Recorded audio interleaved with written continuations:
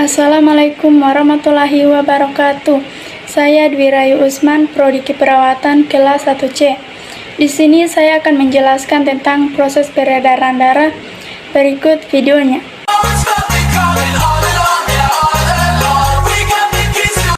Sistem kardiovaskuler terdiri dari jantung, pembuluh darah,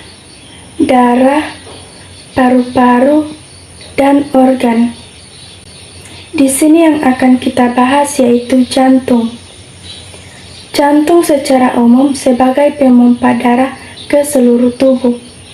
Secara umum, jantung memiliki 4 ruang, yaitu atrium kanan, ventrikel kanan, atrium kiri, dan ventrikel kiri.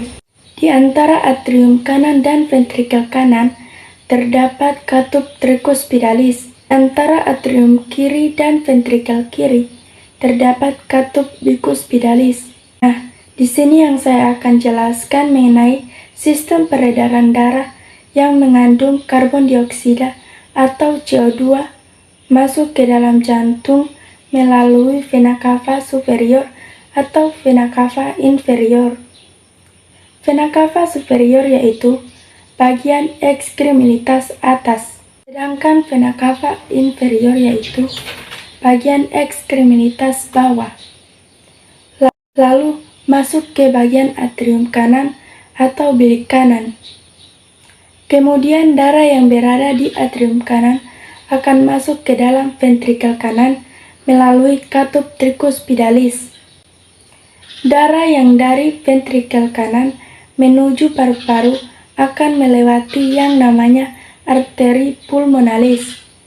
Kemudian darah yang dari arteri pulmonalis itu mengandung karbon dioksida atau CO2 masuk ke dalam paru-paru sehingga akan terjadi proses oksigenasi, yaitu di mana darah yang mengandung CO2 atau karbon dioksida mengalami pertukaran sehingga menjadi oksigen atau O2. Setelah terjadinya oksigen, darah keluar dari paru-paru menuju jantung melalui bagian atrium kiri, yaitu dengan melewati yang namanya vena, yaitu di mana darah yang mengandung CO2 atau karbon dioksida mengalami pertukaran sehingga menjadi oksigen atau O2.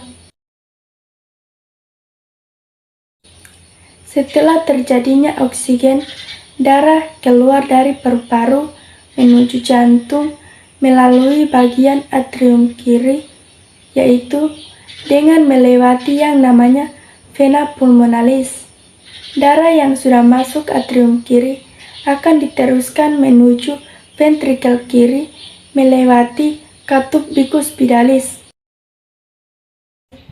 Kemudian dipompa oleh pembuluh darah terbesar yaitu aorta. Setelah dari aorta masuk ke dalam arteri, setelah dari arteri masuk ke artiole, kemudian masuk lagi ke kapiler, yaitu pembuluh darah yang sangat kecil dengan diameter 5-10 mikrometer. Setelah itu, dari kapiler, darah akan disebarkan ke dalam tubuh manusia. Di dalam organ tubuh manusia akan terjadi sebuah proses metabolisme.